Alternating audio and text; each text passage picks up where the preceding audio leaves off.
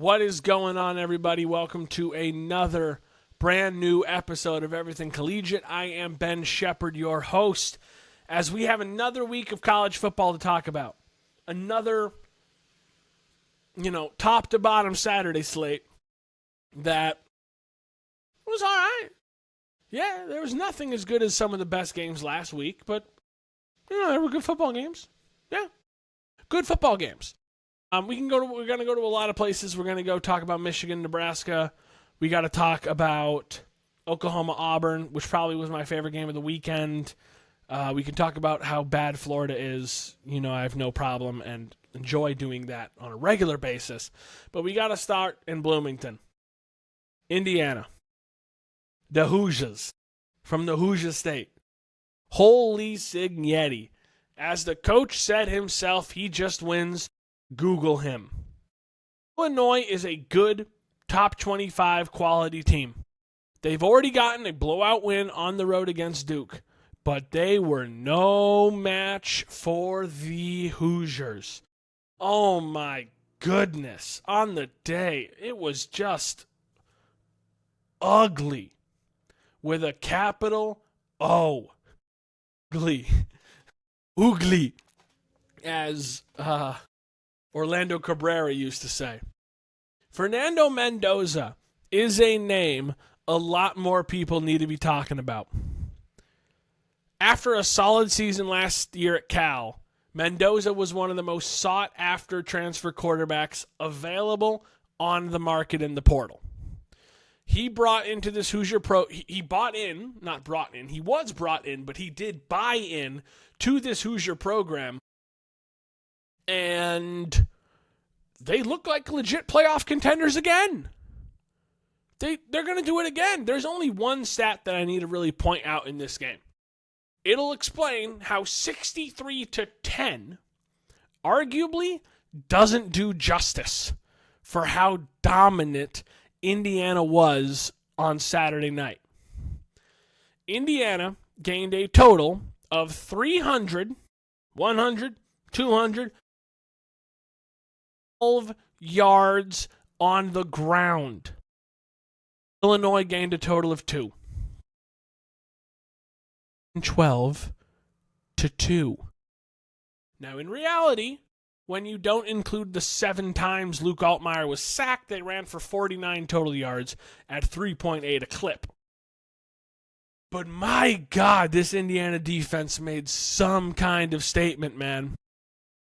I'll come back to Illinois in a second and where they go, where the Illini go from here. But this Indiana team has a tough slate in front of them. Unlike last season, Indiana at 10-2, it'd be helped to be better, but Indiana at 10-2 with this win on their resume might well get in. They already have a win against Old Dominion, who looked like the best team in the Sun Belt Conference early on this year. Now they've butchered Illinois. Their next 2 games are road tests against Iowa and Oregon with a bye week in the middle. Honestly, we'll be sitting here on November 8th as they get ready to travel to Penn State. And as long as Indiana is 8-1 at the time, I'm assuming they split in the Iowa-Oregon games. Beat one on the road, lose to the other on the road. I have my preferences of who they'd lose to, Oregon. But you never know, right? I think they're probably good for a split in those games. Those are 2 tough road games. One significantly tougher than the other. Sorry, Hawkeyes. But those are not, cakewalks for either Oregon or Iowa. Iowa's probably going to be the dog in that game. I think that's next week. But if they're 8-1 and they don't get, if they're 10-2 at the end of the year and they haven't been blown out in either of those losses, they're probably in with this type of win over Illinois. I can't remember a top 25 team. And again, do not let the score fool you. Illinois is a top 25 caliber team, and I believe they still should show up in the AP poll, which shouldn't exist yet, by the way. Again, I'm going to create my first AP poll on the Thursday show when we preview, because I think after week 4 is where you're allowed to make your first poll. I'm going to make my I'm going to give you my top 10 today. I'm going to do the full top 25 for Ben's give me an AP vote poll. Illinois is a top 25 caliber team that got blasted on both lines. The Indiana offensive line was stellar, as was the D-line. And that's how you build a champion. And if the star-crossed duo of Mendoza and all Big Ten second-team receiver last season, Elijah Surratt, keep at their pace, this team will make noise in December for inclusion once again. Now, for Illinois, why did I add the S there? For Illinois, I'm not going to sugarcoat this. This is bad. You can't lose by 53 to anybody and it can be considered a good thing. This was an embarrassing performance that will resonate the rest of the season. But now it's gut check time. USC comes through Champaign next week. A win there will reestablish some semblance of momentum.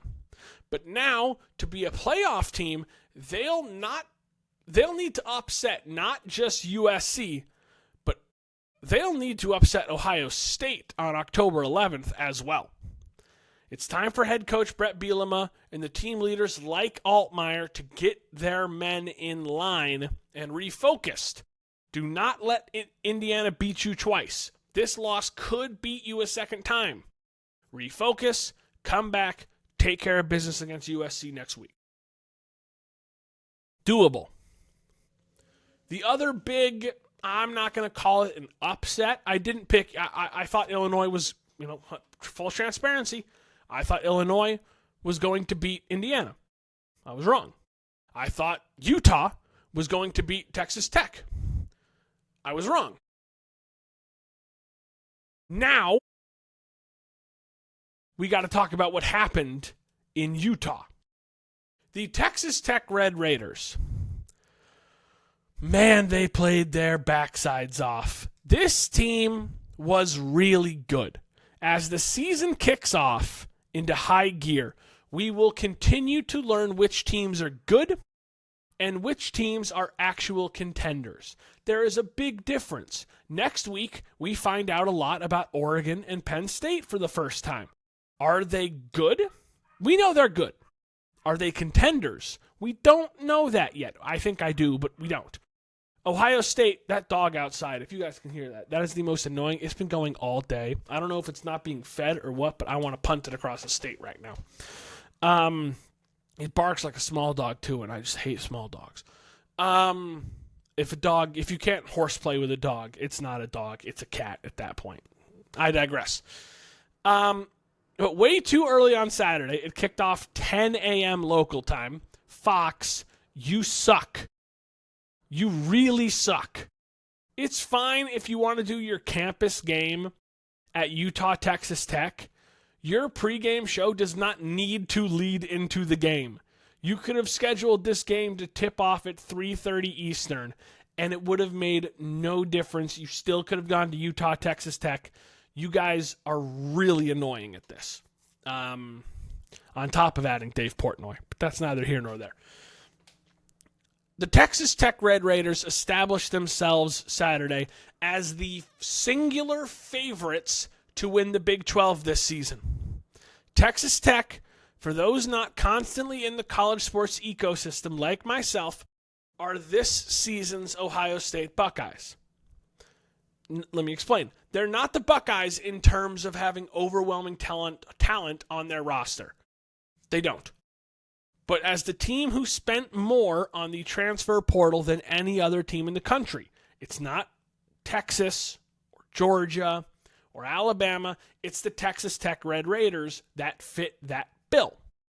They spent $33 million or something like that. Right? Up to this point, I haven't had the Red Raiders on the same level as the top teams from other conferences. We knew that Texas Tech would compete for the Big 12 this year. The Big 12 is going to be real chaotic again this year. I think only one team gets out of it into the playoff, and there are, I would say, 5 teams in it that are at worst good. Maybe even more, if you want to count Kansas, which I don't quite yet. They're close to making that argument that they're as good as anybody in the country, And they, right now, as I sit here today, are certainly the class of the Big 12. The Red Raider defense totally dominated Devin Dampier and the Ute offense. There was a scary moment in the second quarter when Tech's quarterback Baron Morton went down with a head or neck injury, but redshirt freshman backup Will Hammond came into the game and spun it with the amount of freedom that only a backup can have. Texas Tech scored 24 fourth-quarter points as they just wore the Utah defense down over time and then picked at the carcass that was left lying there in the fourth quarter. Dampier and Utah, I think, are going to bounce back, right? They're well coached under Whittingham. They're not dead, all right, like Kansas State. That's not what this team is. They're still a quality team. I'm not sure that the prediction I made in the second quarter of that game, that these two teams will meet again in the Big 12 title game, will hold true, but they are two quality teams.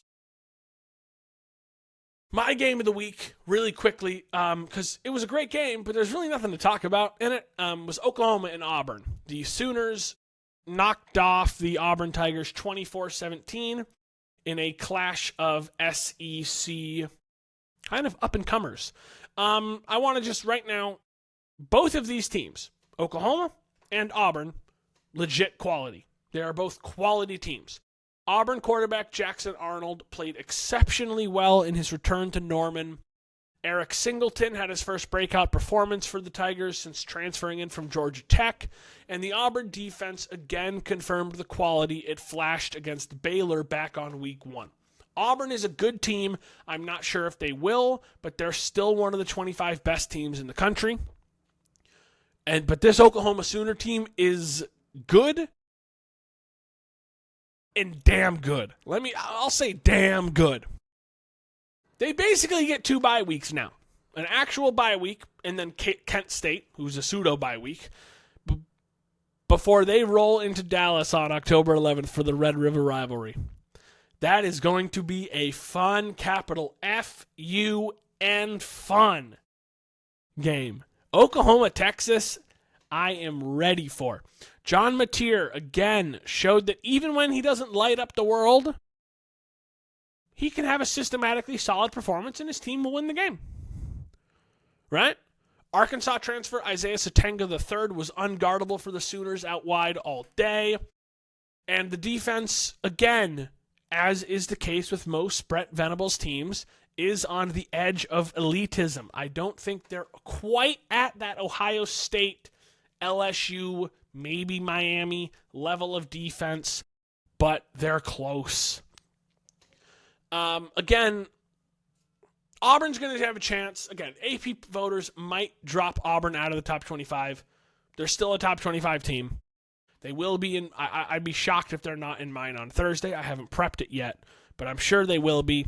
And with their next 3 being A&M, Georgia, and Mizzou, they got a chance to really bounce back into the national conversation by going 2-1 in those 3. Another game that we got to talk about, Michigan going into Lincoln and beating the Nebraska Cornhuskers 30-27. It was really not that close. It was a 30-20 game with a garbage time Nebraska touchdown, making it a little closer with 1:10 to go. Real quick, starting with the Cornhuskers, there are facets of Dylan Raiola's game that are starting to impress, and he's starting to look like a solid quarterback prospect. Yes, he's still cosplaying as Patrick Mahomes. Yes, it's still hilarious. Yes, we should still continue to make fun of him for it. He played really well. 30 of 41 for over 300 yards, 3 scores, and 1 pick that was a tip ball. He played really well. I would argue it's his first borderline great college performance. But these are the types of games where coming in second isn't enough. In order for Nebraska to really be back, if you couldn't hear the air quotes there, air quotes, back, they've got to start knocking off teams when they come to Memorial Stadium. As I mentioned, Raiola looked good, but he held onto the ball a bit too long. The Cornhusker O-line was butchered by this Michigan defense. 7 sacks. Raiola kept getting hit. Yeah, he was holding on to the ball a bit. Yeah, coverage did some of those sacks. But this O-line did not look good. And as far as the Michigan offense, Bryce Underwood, continues to look solid. They aren't asking him to do too much in terms of an aerial attack. He's not a good passer yet. But he looks improved in his decision-making in terms of when to tuck it, when to throw it away, and kind of play for the next play. But the story of this game were big plays, and specifically Jamal Haynes. The Alabama transfer exploded for 149 yards on 17 carries, including a massive 75-yard a 75-yard touchdown run. Underwood and Marshall continued to make solid runs as well. And I want to highlight a player. I normally don't highlight O-linemen, but senior center Greg Crippen. I had to check the roster on that one. This center, look out for Michigan center Greg Crippen if your team needs an interior lineman in this NFL draft. Go back and watch even the highlights. You don't need the full game film. Watch the highlights of Michigan, Nebraska. Every single one of these big runs, Crippen makes the exact same block. He blocks, he's in the center, he blocks left side A-gap, chipping off the D end, or the D lineman, and then filtering over to the second level to clip the middle linebacker the other way, basically like Moses parting the ocean of the defense to leave a wide open lane in the middle.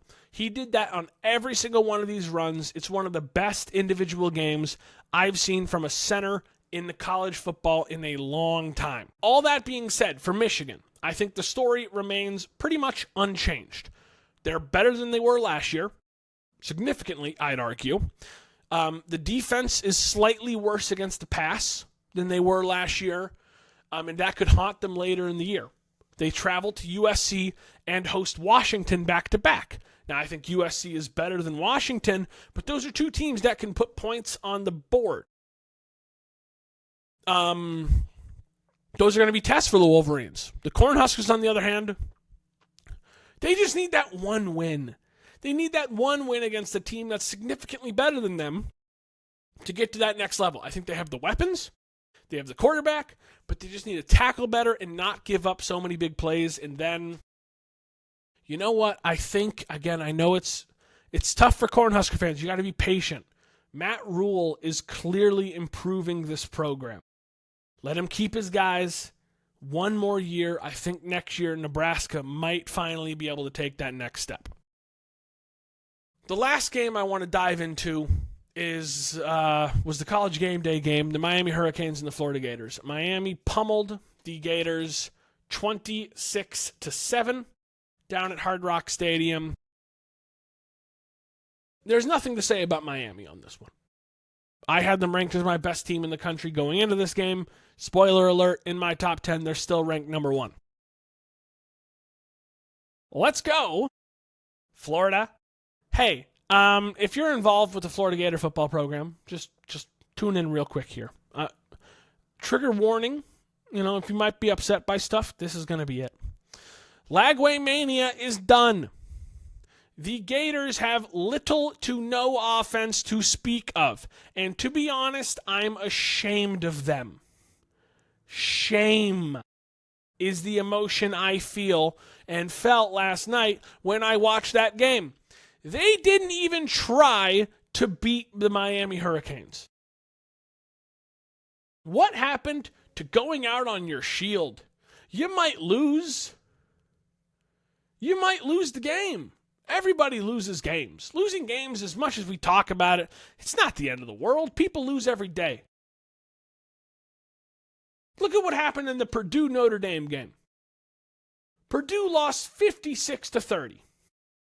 Wasn't a blowout at halftime, but they kept trying on offense to do things. They kept trying to take it to the Fighting Irish. So the Fighting Irish kept getting the ball back and poured 56 points on them in 3 quarters. Sometimes that happens. Michigan State, USC in the nightcap. Michigan State, they kept giving up points to Jordan Mayava. They put up a fight. They scored 31 on USC.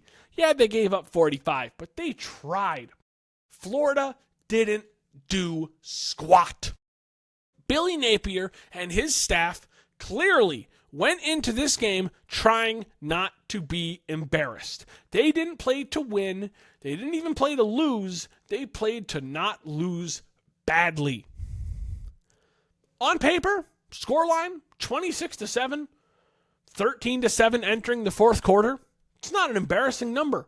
If you just look at the stats, or not even the stats, because I'll get into that in a second. If you just look at the box score, it's not an embarrassing loss for Florida. It's not terrible. They gave up points in the fourth quarter to the best team in the country. Nothing wrong with that on paper. But if you watched the game, it's bad. Florida averaged 5.1 yards per pass completion. That stat includes yards after the catch. 12 pass completions for 61 yards. Oh, you cowards. You cowards. DJ Lagway has one horrid game, and all of a sudden, I thought you guys were gators, alligators. You're not. You're the Florida Turtles. You crawled up in your shell. That's all you did. The entire game plan was to protect the ego of DJ Lagway. We're going to keep extra blockers in every single play to keep him upright.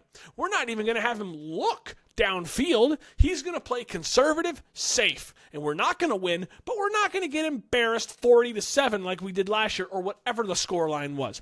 That's why you haven't had any more than one winning season since COVID. Honestly, I'd fire Napier today. I'm sick of this dude. I don't care how well he's recruiting. I don't care. It's been proven every coach in the country can recruit. I don't care if Lagway says he'll leave if Napier does. Let him walk. This team doesn't need a roster overhaul. They have talent at every position on the field. They have more talent than half the teams in their conference do. The Florida Gators need a culture overhaul. Florida Gator football. I'm talking administration, coaching, players, fans. Florida Gator football needs to stop acting like they know what they're doing. The Gators need to realize that teams like Missouri, Auburn, and even Vanderbilt are better than them. Not only on the field at playing football, but off the field at doing football. And doing football culture. Florida is, if you're a recruit today and you had a serious look in the mirror and you had to pick between Florida and Missouri, you ain't going to Florida. Pick between Florida and Auburn? Look at what Cam Coleman's doing down at Auburn. You ain't going to Florida. Hell, I mean, we need to see them do it without Diego Pavia, but you'd have a conversation before turning your nose up at Vanderbilt. Once they change their culture, maybe they'll be able to get some sustained success. Not just a couple upsets to end a season like last year. Sustained success. Maybe that can happen. And they can return to SEC relevance, but it ain't going to be this year. Now, on the other hand, the Miami Hurricanes, they're still the best team in America as I sit here right now. Even on a day when the offense doesn't quite click together, their defense can just bury people. We'll know the answer for sure in 2 weeks when they play Florida State. But right now, this is the best team in the ACC, and this is the best Miami team it has had since it became an ACC team in 2004. All that being said, we're going to move on now to who changed it and who confirmed it first. Who changed this big old brain up here? Ole Miss is really good. I'm unfamiliar. I was sorry. I doubted you. I'm not a fan of Lane Kiffin personally.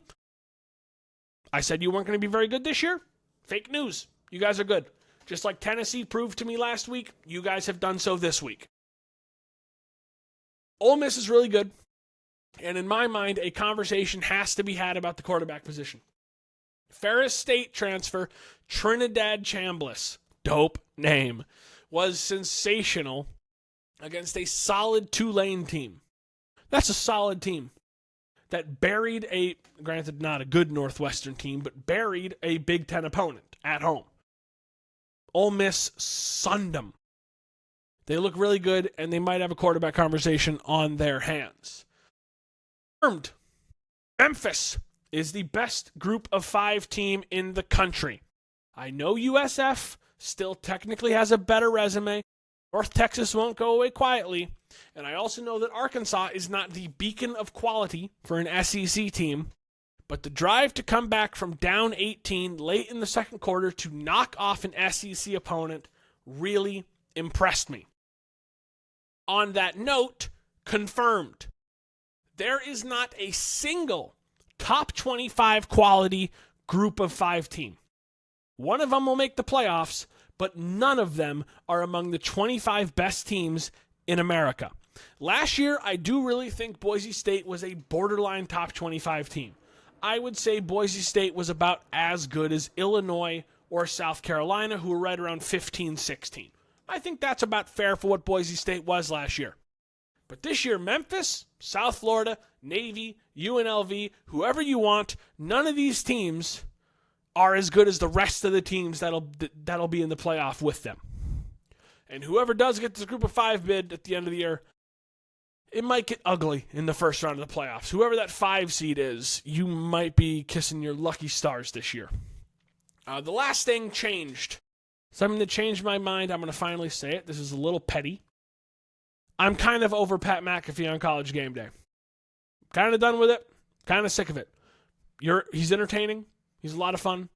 He makes it slightly more enjoyable. I think the rest of them would do that without, Desmond and Kirk are plenty enjoyable. Reese is plenty enjoyable. Saban's a stick in the mud, but who cares? Pat, I know you went to West Virginia. I know you have pride in your school.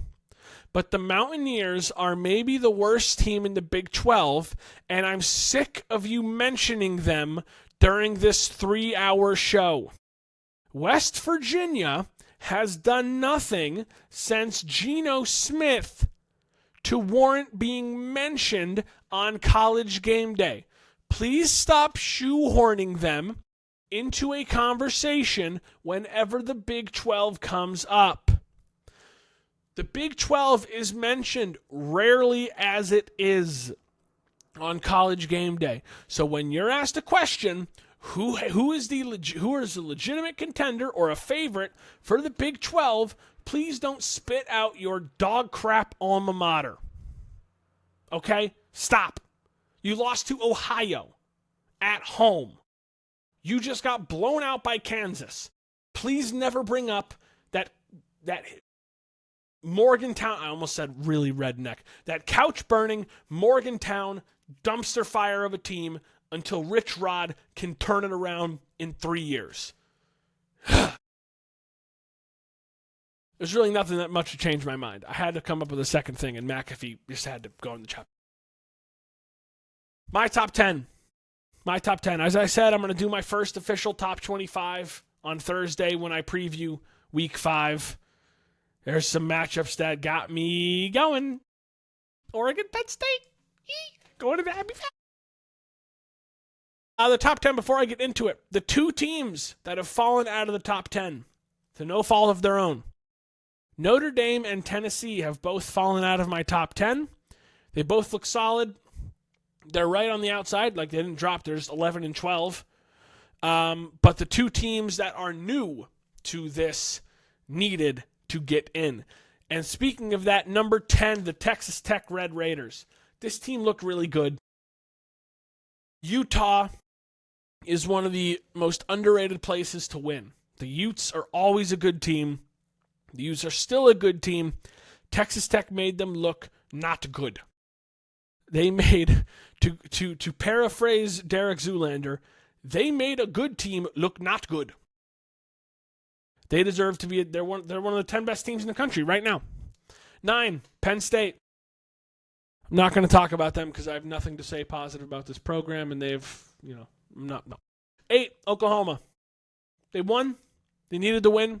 They didn't impress me, and they're going to get jumped by somebody, which they are. 7, Indiana. This team looks good. Indiana looks really good. They look better than they did last year, and they were a playoff team last year. Again, as we talked about earlier, their schedule's a little harder, though, so they're not a shoo-in for the playoffs. 6, Texas A&M. 5, Georgia. I flipped them from last week just because they're still tied, so let's just shuffle them. They're a tie for 5. Georgia and Texas A&M, tie for 5. 4, Oregon. Again, not talking about them because that'll happen a lot on Thursday, as is. Ohio State, 3. They've beaten Texas. Nothing else has happened this year. 2, LSU. Same as Ohio State. 1, Miami. They looked really good. They took care of business. Knocked down Florida. Really good team. And they're the best team in the country as I sit here right now. That's going to do it for me. I'm going to be back, as I mentioned, Thursday with more previewing Week 5 as we get going, giving you my debut of my top 25 poll. I haven't done a top 25 yet. Haven't done one because I haven't known. We need to see teams play 4 games before I can tell you who's good and not. Now I can. I'll be back later this week. Thanks for tuning in. Make sure to like, rate, review, subscribe. Anything you want to do. Just keep listening to Everything Collegiate on the Ben Shepherd Podcast Network. See you later in the week.